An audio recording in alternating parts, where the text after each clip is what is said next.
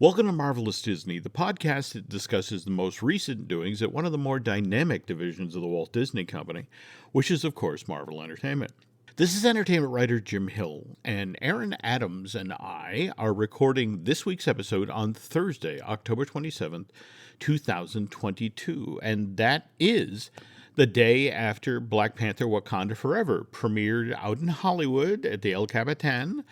No real reviews yet. Everyone seems to be respecting the press embargo, though there have been some comments on social media, which Aaron, you and I will discuss later in the show.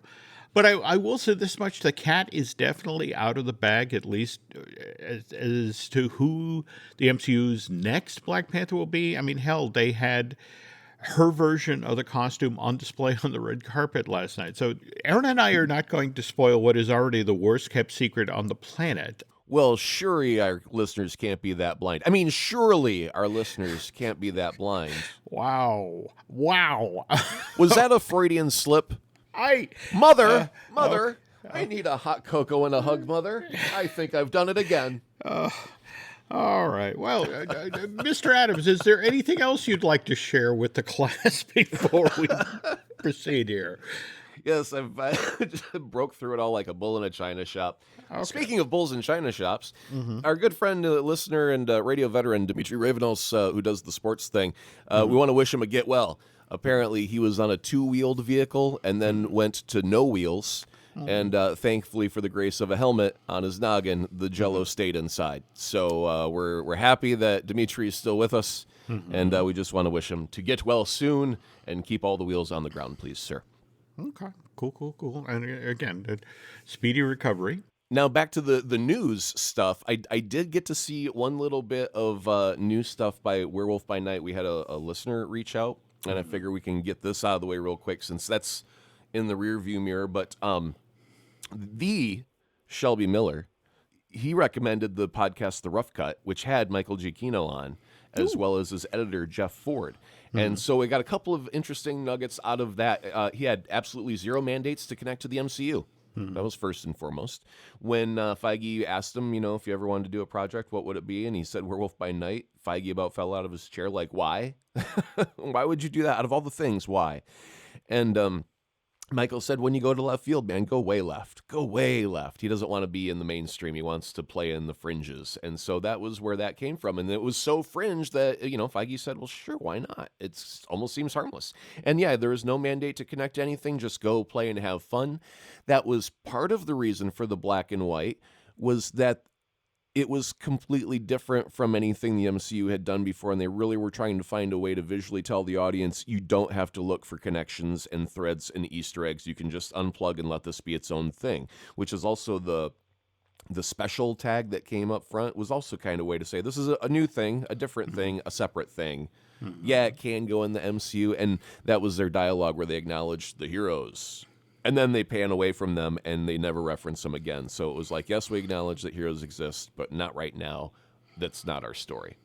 And then to get the effects of the grain and the scratches to make it look aged in film, they shot everything digitally, and then they passed it through a film print, and then rescanned the film print to get all of the dust and the grain and the artifacts. So... Wow. Yeah, that was a very unique way of going about it, but everything was originally very clean, very digital, very, very modern, and then they just ran it through the aging machine by throwing it on a film and scanning it back. Now, because they were working digitally, they had a couple of luxuries that most people didn't have. Jeff Ford, the editor, was on set with Michael Giacchino, and they'd film something, and he'd take the footage and start editing it right there, that instant. And so he could have rough cuts of scenes put together before the day was done. And so when they went into the next day, they had a really good idea of what they were doing because they've already seen a rough cut, like almost in real time, where they got that result right there. And then because Michael is a music maestro, he would go, what do you think about music where you do something like this? And they would pitch ideas. And then Michael would go cut music, like just go into a closet, come out with a fully scored thing, plop it in the scene, and they go, yeah, how about that? Yep, that works. Day 2, let's go. Wow. And man, were they efficient. And so they had a ball because nobody works like that. But because they were so small in the Marvel scale of production, nobody was futzing with them. Nobody was telling them how to do things. So they could go like with guerrilla tactics and get it done quick and cheap and efficiently. So very, very interesting podcast. Thank you to the Shelby Miller for pointing it out. If you want to get more information about Werewolf by Night, check out that latest issue of The Rough Cut. Jim, back to you. Okay.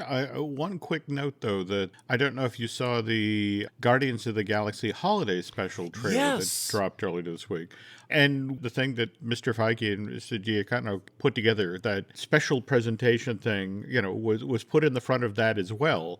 So, well, I think that was just Feige saying, hey, I got JPEG on my butt because we spent a little bit of money to make this, so use it. Just use it, man. If it's not a movie or a TV show, it's an offshoot, use it.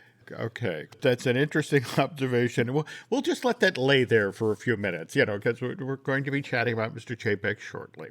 And lots of news this week, folks, so let's get to it. But as always, news portion of Marvelous Disney is brought to you by Storybook Destinations, trusted travel partner of the Jim Hill Media Podcast Network. For a worry-free travel experience every time, please book online at storybookdestinations.com. So, we were just mentioning the Guardians of the Galaxy holiday special trailer that dropped on Monday or Tuesday or thereabouts, which had its moment in the spotlight for 4, possibly 5 minutes before an even bigger piece of news happened. And you did see this, right, about where James Gunn will soon be hanging his hat?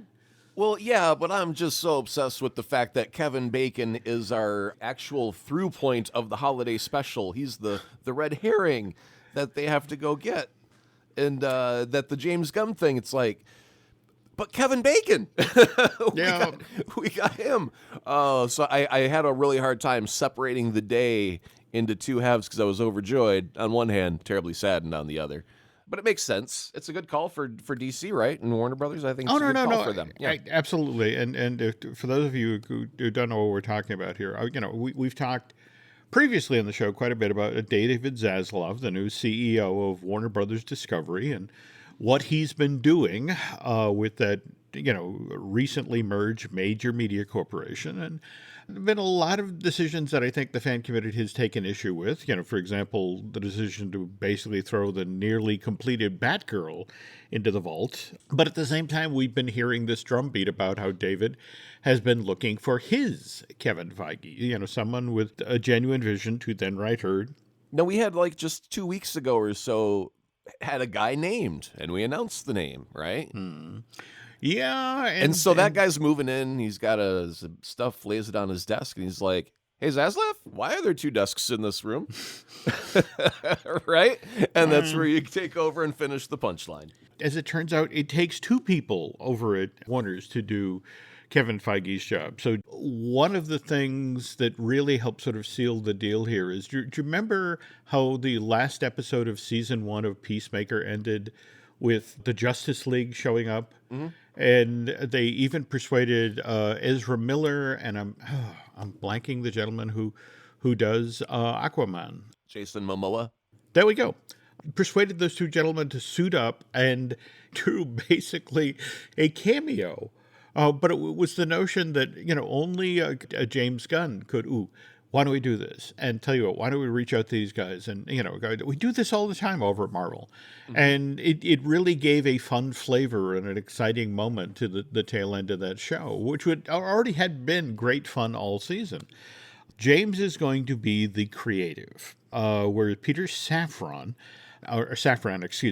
he's the gentleman who's a veteran producer behind the Warner Brothers hits like their Conjuring series. And he's going to handle the business end of this thing. But these 2 gentlemen will now be the co-CEOs of a brand new division at Warner Brothers Discovery, which will be called DC Studios.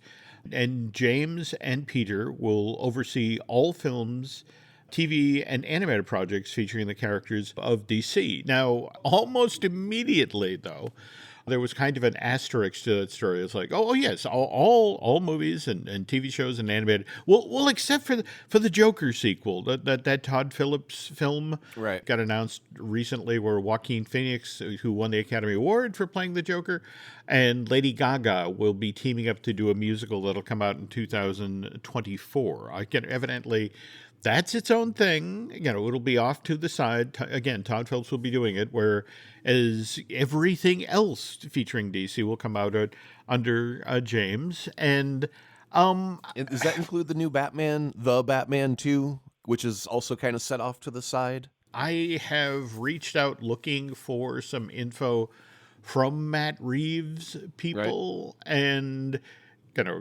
give us a couple days. We'll get back to you because I think They're now sorting things out internally to figure out what goes where. Okay. Because again, the thing is, Batman made like $750 million worldwide, and so it was one of these things where it's like, okay, we want another one of those, and also they had already begun the Penguin themed spin-off that I think was going Yeah, to that was canceled already, though, hasn't it been? I They were going to do a lot of things with it, and then it seemed like they also canceled a lot of things with it, and that may have been around the same time as the Batgirl thing. So, I mean, there's billions of dollars that Warner Brothers is writing off during this process, right? Absolutely. That in fact that still continues. They are still wrangling the giant debt that came with this merger. But there's a grace period now where, where James and Peter are coming into their jobs, and everybody else who's been doing DC projects, just the effect of, okay, so what does this mean for the thing I'm working on? This has previously been my separate duchy, and now suddenly I have two CEOs, supposedly in charge of the division that my film would fall under. So a real quick side beat question. Marvel has Disney as the owner. NBC Universal has got their Universal Studios and all that stuff.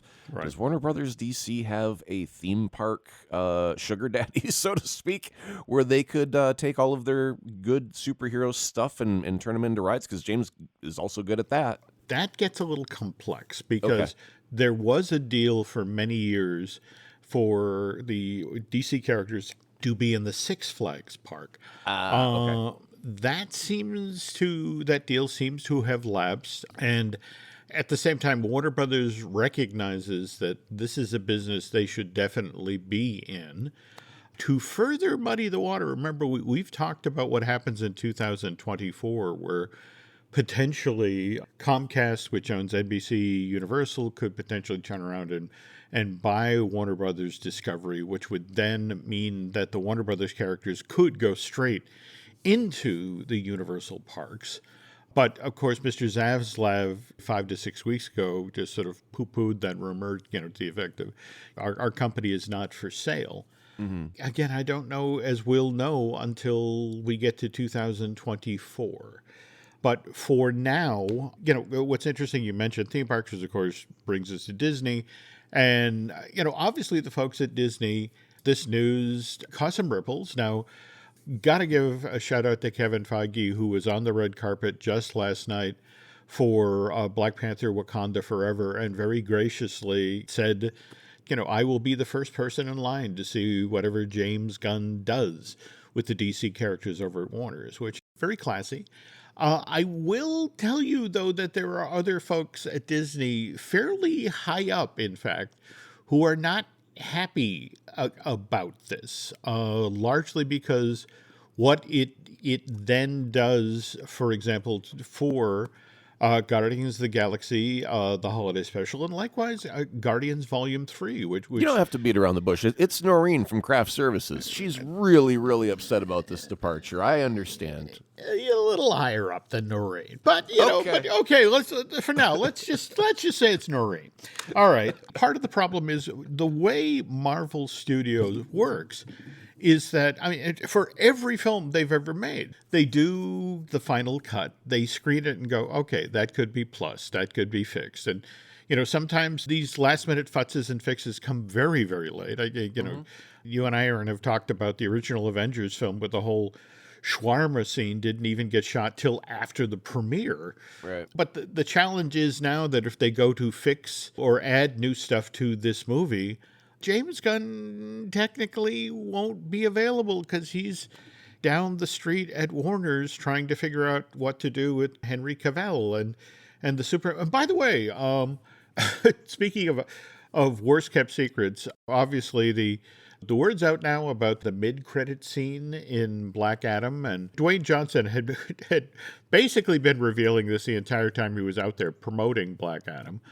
But did you see the stories of, speaking about how late this went into the movie, did you see the stories about that where they did the test screening in August where they basically did Superman from the neck down and saw the audience reaction that got with the test audience, and Dwayne Johnson got a no out of the gentleman who was in charge of DC at that point, and actually went around him to Zaslav and convinced him we need Henry Cavill. What you need to do here is you need to do a Ryan Reynolds. You need to invite Henry over for dinner. You need to set up a camera on a tripod, and while you're right in the middle of your linguine, you go, by the way, we're live streaming to 5 million people with Henry Cavill, who just agreed to be Superman in the new Black Adam film. And then just you turn off the camera and you go, there, we're done. And now if they don't do it, the world implodes.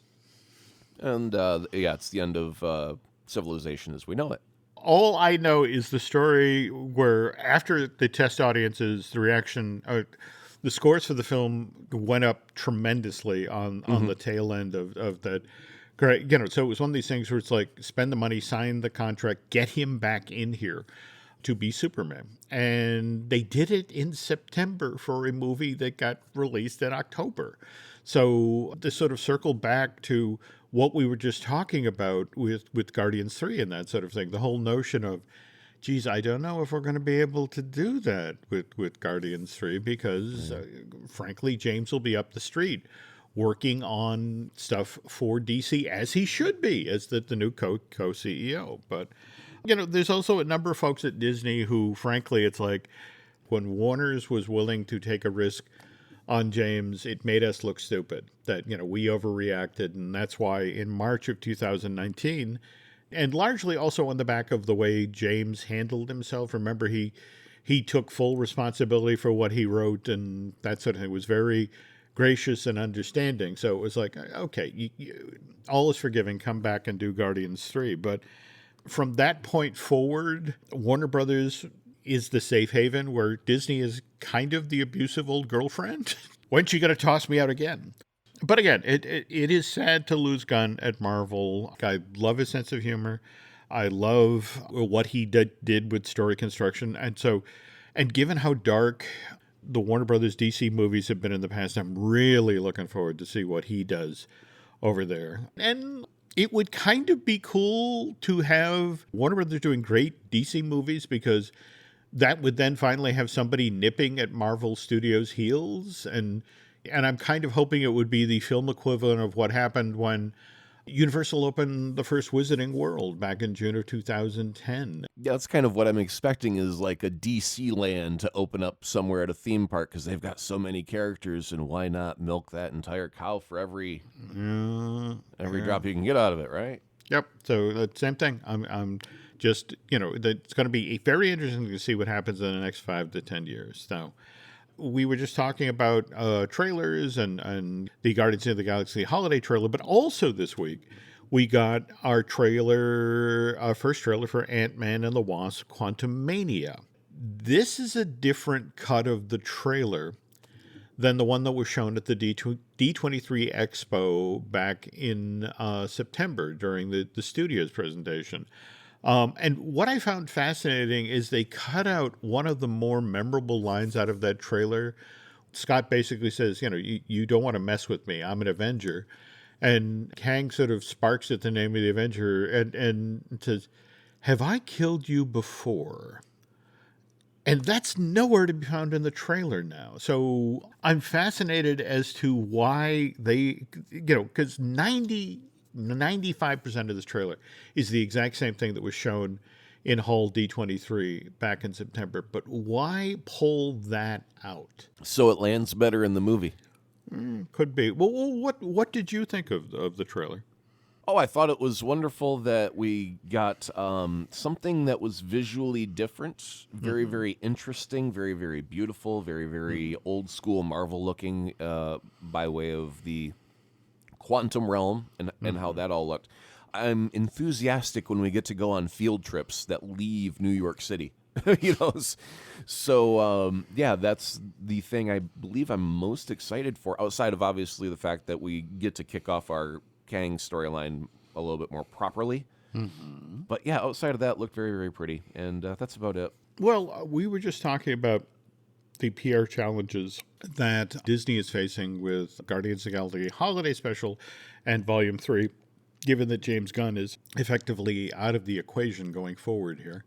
But chatting with those folks for today's show, I also had them voice their concerns about Bill Murray, who over the past 2 weeks or so, a number of stories have come out about Bill in regard to Gina Davis and to Seth Green.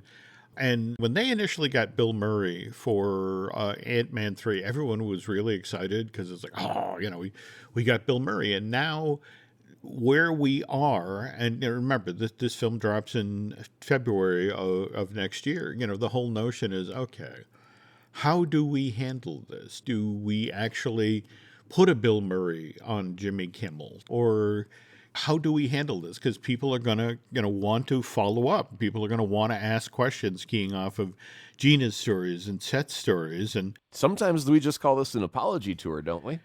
Let's see what happens come January, February, when they start their promotional push for Quantumania, because you want the film to be the story. You don't want the people who are in the movie and what they've done in their private lives to become the story. In fact, think about the number of times we talked about Letitia Wright during the production of Wakanda Forever, and whether it was her injuries on set or her issues with COVID and the vaccines and that sort of thing. And think about it, this film has launched.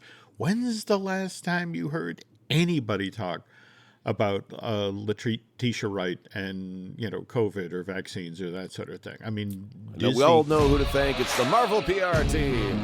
They come in with the ball gag and strap in, lady. You're going to be up for a little while. Shush. Give me your phone. No Twitter for you. How dare you? You're on suspension for the next 6 months. Wait till the movie's out, then you can talk all the garbage you want to. I think that is scarily close to the truth. So, yeah. She doesn't. Nobody's talked to her on the phone because she doesn't have her phone right now. That's all it is. She's safe. Mm-hmm. She's okay. If you were to say, "Are you okay?" Blink twice. She'll blink twice. She's okay, but she just ain't got her phone. That's all.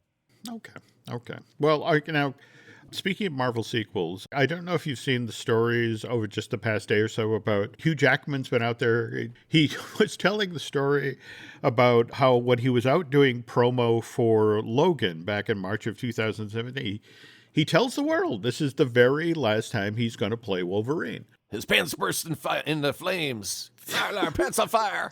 Well, to hear him talk, though, that was the plan until he saw Deadpool 2 in May of 2018 and then thought, I've made a terrible mistake.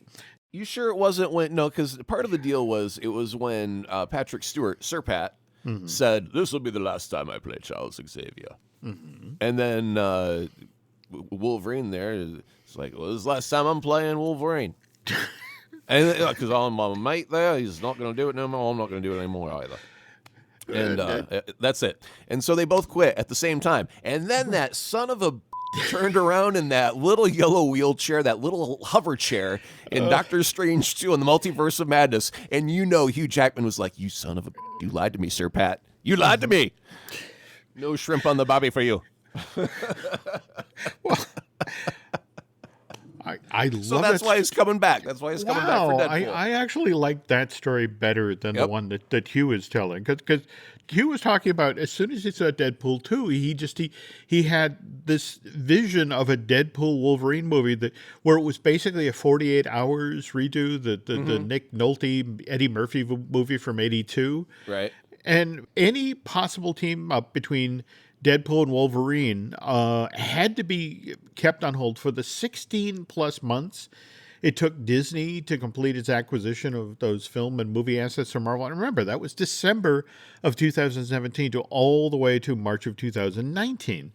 But almost the day that the Fox thing was completed, Kevin Feige reaches out to him and has him come in to Marvel Studios to discuss would you be interested in coming back to play Wolverine? Because, again, we are looking at reviving the X-Men, and the timing could not have been worse. 1 week before Disney completes that $71.3 billion acquisition of all the stuff from Fox, Hugh Jackman commits to at least a year-long run on Broadway in a revival of Meredith Willson's The Music Man. Now, this is announced March 13, 2019, and Disney announces it's completed the Fox acquisition, again, a week later on March 20th. The revival is supposed to get underway the fall of the following year, with previews beginning in 2020 and actual performances the following month. And then, of course, COVID happens in March of 2020, throws off everybody on the planet's plans, and the revival of The Music Man, the previews don't even get underway till December of 2021, some 15 months after the original schedule. And actual performances don't get underway till February of this year, 2022. And as of right now, the very last performance of Hugh's last performance as Harold Hill is going to be January 1st, 2023. So only then is he free to begin working with Ryan on Deadpool 3. By this time, Ryan Reynolds had supposedly given up on asking Hugh. It had gone from a funny bit that they do on social media to the effect of, I don't want to be annoying. Clearly he's not going to do this, and so I'll stop asking. And then one day the phone rings and it's Kevin Feige going to Ryan, hey, I know we got Sean Levy to direct Deadpool 3, but and I know you guys have a plan, but how would you feel about Hugh Jackman being in the movie? And it's like, what? But that said, Deadpool 2 came out in May of 2018, and the sequel has now been in the works for 4 years now, and the current release date is May 18, 2024. So it's going to be 6 years since the last movie. And when chatting with friends at Imagineering about James Gunn, and we'll get to that in a moment, a little side note came up to the effect of, hey, when Deadpool 3 finally comes out, are we actually going to see Wolverine and Deadpool in the Disney theme parks? Or at least in DCA and the Walt Disney Studios Park in Paris, which of course both have Avengers campuses. And Aaron, the answer to the question will follow this ad. The family that vacations together stays together. At least, that was the plan. Except now, the dastardly desk clerk is saying he can't confirm your connecting rooms. Wait, what? That's right, ma'am. You have rooms 201 and 709. No, we cannot be 5 floors away from our kids. The doors have double locks. They'll be fine. When you want connecting rooms confirmed before you arrive, it matters where you stay. Welcome to Hilton. I see your connecting rooms are already confirmed. Hilton, for the stay. Wish you could become a morning person? You know the type, up before the sun, early morning runs, first one to the office with donuts and a smile. How do they do it? Easy. With the new Galaxy Watch 8, sleep tracking and personalized insights from Samsung Health help you improve so you can wake up to a whole new you. One who, dare I say it, skips the snooze? It's possible. Train your sleep with Galaxy Watch 8. Learn more at Samsung.com. Requires compatible Samsung Galaxy phone, Samsung Health app, and Samsung account. This episode is brought to you by Indeed. When your computer breaks, you don't wait for it to magically start working again. You fix the problem. So why wait to hire the people your company desperately needs? Use Indeed's sponsored jobs to hire top talent fast. And even better, you only pay for results. There's no need to wait. Speed up your hiring with a $75 sponsored job credit at Indeed.com/podcast. Terms and conditions apply. Are Deadpool and Wolverine coming into the Disney theme parks after Deadpool 3 arrives in theaters in May of 2024? And yes, they will be joining. They'll be coming into the Disney theme park. In fact, supposedly Wolverine and Deadpool will also appear in that King Thanos e-ticket ride that they're now designing for the Disney parks. And is it going to be the Hugh Jackman variety? Well, I mean, like we've got this multiverse of madness thing going on. Yep. I still don't think he's down for the long haul. Like, he's not going to play this role for another 30 or 40 years. He can't. There's just no way. And it takes a lot of work to get into that kind of shape. So how much can that man truly take? I'm thinking he's coming back for like a movie, and then they'll just bribe him with money until there's a point where he's just like, guys, I just can't. One of the things that a friend at Imagineering pointed out is that, if you're talking about Wolverine, and in fact, we've talked about the piece of concept art that Disney handed out for D23 for the King Thanos ride. And what's interesting is if you look at it, you have a Tom Holland Spider-Man alongside of an actual animated Spider-Man, which suggests that they're going to bring the character over from the Spider-Verse. And remember, we've got our X-Men 97 animated series, which, by the way, a lot of the vocal cast from the original animated series are coming back. So, it is a mix and match situation. And I think the very thing you're talking about here is like, which version, thanks to the multiverse, is coming back. This is rather important, by the way, because I know that, marketing, toys and such are really a very important thing when a new movie comes out. And Marvel and Disney, both you guys, this one's a freebie. Next time you get Hugh Jackman and he's all ripped and in shape for playing Wolverine, you take a plaster cast of his stomach, that six-pack, and you make molds of it, and you turn them into dinner plates. Because my wife keeps telling me she'd eat off of that stomach. I don't know quite what it means, but all I know is no matter what's for dinner, my wife will lick that plate clean. Wow. Okay. Interesting you mentioned consumer products, aspects, and Marvel, because literally just yesterday, Nancy and I, ran into the Target because our finicky cats are like, we're down to the food in the house that they will not eat. So I had to go out in search of specific cat foods that they would eat. But as I was headed back up front, I passed through the toy aisle, and sure enough, all of the Black Panther Wakanda Forever stuff is up. And fascinating that how much of this packaging features Letitia Wright. So it's one of these things where it's like, okay, again, worst kept secret on the planet. Right. But for a lot of little girls, this is going to be a very big deal. So let's make this front and center. Yep. So by the way, Jim, if you do have a finicky cat, the Hugh Jackman ab plate, they'll lick any food off of it. They're no longer picky eaters. Just a pro tip right there for you, buddy. Okay, thank you. Thank you. I'll loop Nancy in on that and see if I can pry the dish out of her hand so I can use it for the cat. So, all right. We were previously talking about Imagineering, and the folks at Imagineering are genuinely sad to hear that James Gunn is headed over to Warner's, because they have so enjoyed working with James on, first Mission Breakout for DCA, and then, of course, the Monsters After Dark, the special Halloween-themed version of that attraction, and then Cosmic Rewind, because, there's a lot of film directors who, when Disney opts to do something that's based on one of their movies or that sort of thing, it's just sort of like, they kind of view dealing with Imagineering as kind of a pain in the ass.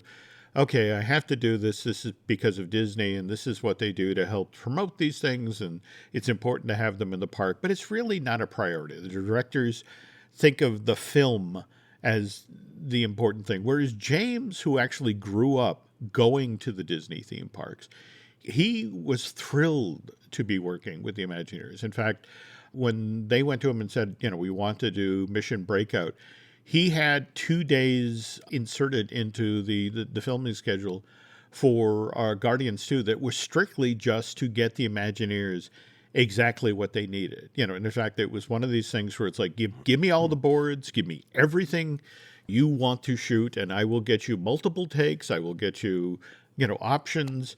He was really a collaborative partner. And the same thing happened with Cosmic Rewind. They built in time to the Guardians 3 schedule to shoot that ride footage. And when you think about when they were shooting this in the middle of all the COVID protocols and that sort of thing, and it was already a difficult shoot to begin with because of that, and to then take time out to the effect of, okay, we got to shoot this footage for a ride. And James made sure that everybody in the cast understood how important this was, not just to Disney, but to him.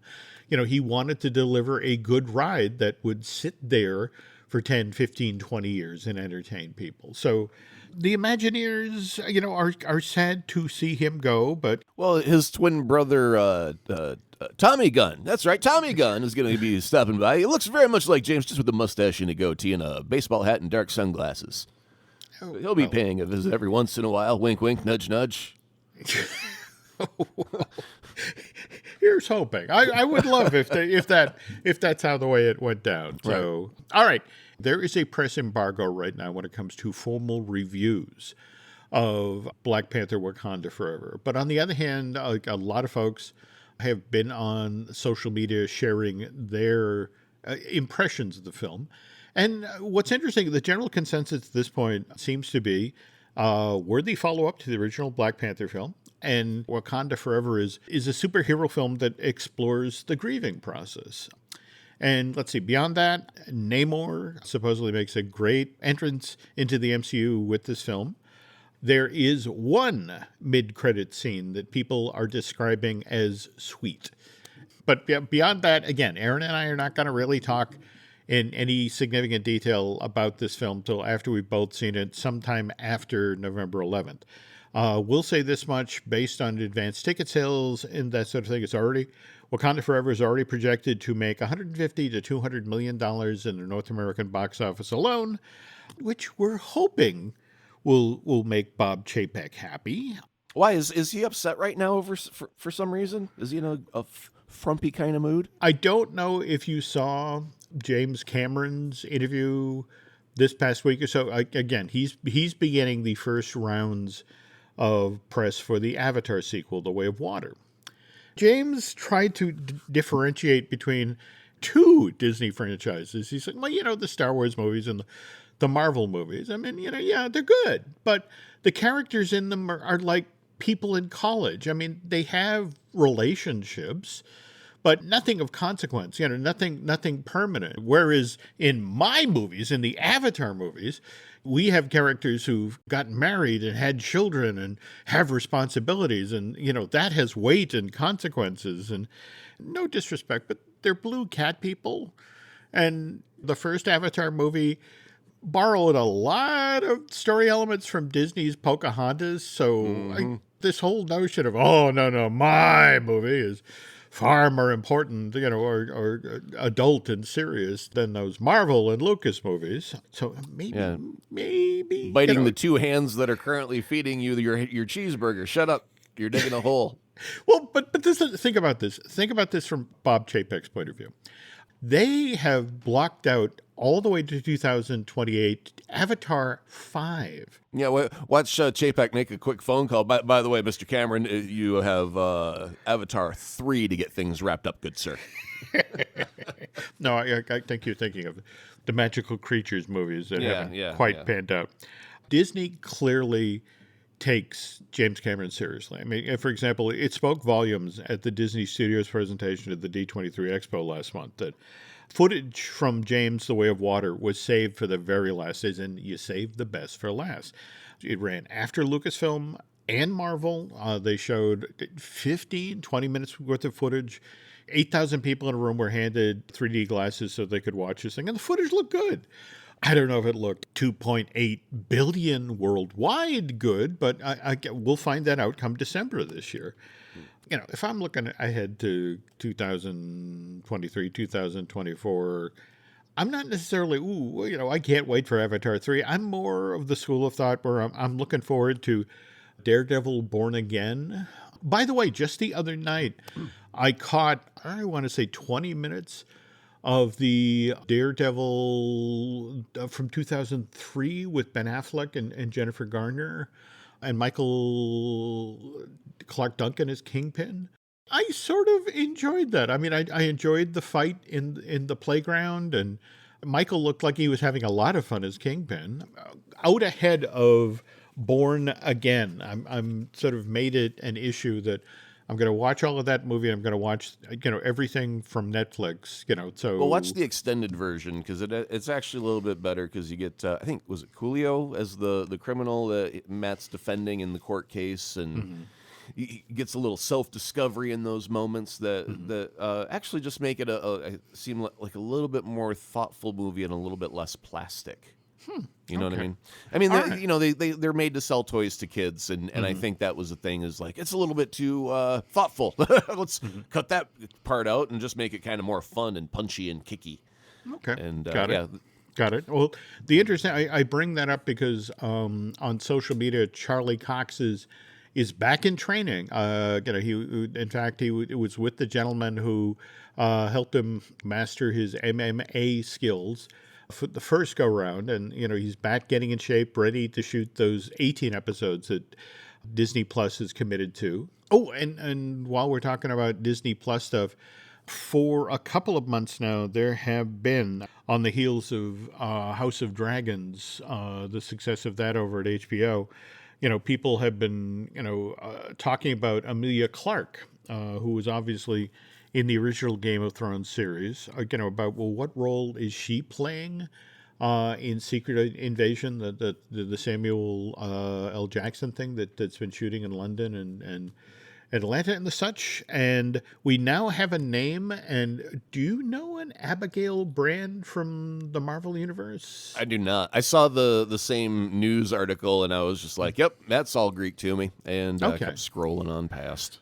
Okay, because they, a number of sources have listed her as the director of Sword, which I know you've talked about on previous shows as sort of the companion organization for Shield. I think when Daisy went off into space at the finale or whatever of S.H.I.E.L.D., they went as Sword. That was like the beginning of Sword. I could be wrong on that, but I thought that they've referenced it somewhere within the MCU already, and I can't remember where now.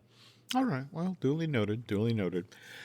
All right. Well, anyway, folks, that kind of brings us to the tail end of the news for this week from Marvelous Disney. However, should news break between now and when Aaron and I record a new show next week, you can always pay attention to what we're up to on social media. And speaking of which, Aaron, where can the nice folks find you on social media? Well, simply go to Twitter and type in @Azaprod, AZAPROD. I got recipes now. Really? I got a really picky niece. She don't like guacamole. Don't like guacamole, Uncle Aaron. So you know what I do? I make her Irish guacamole. You know what that is? It's mashed potato and sour cream. Shh. Shh, don't tell her. She thinks it's a good guacamole. Okay. If you got picky kids, it works great. All right. Suddenly, there are appetizer options for Thanksgiving. Wow. Thank you. I was looking for something. Speaking of social media, you can find me on Twitter and Instagram as Jim Hill Media, and over on Facebook as Jim Hill Media News. Also want to point out, we do have a couple of other podcasts we do here. We have Disney Dish that I do with Len Testa, likewise Fine Tuning, which I do with Drew Taylor. Also Looking at Lucasfilm, which I do with Brian Gunn. And don't be surprised if Universal Joint suddenly lurches out of the darkness. I'm working on a brand new episode of that as well. If you could also do Aaron and I a favor, if you could head over to Apple Podcasts and rate and recommend the show you're listening to right now, Marvelous Disney. Likewise, if you really, really, really like what you heard here today, if you want to head over to Bandcamp and subscribe, that would be great. And for now, I think that's going to do it, Aaron. So thanks, folks, for listening, and we will be back soon.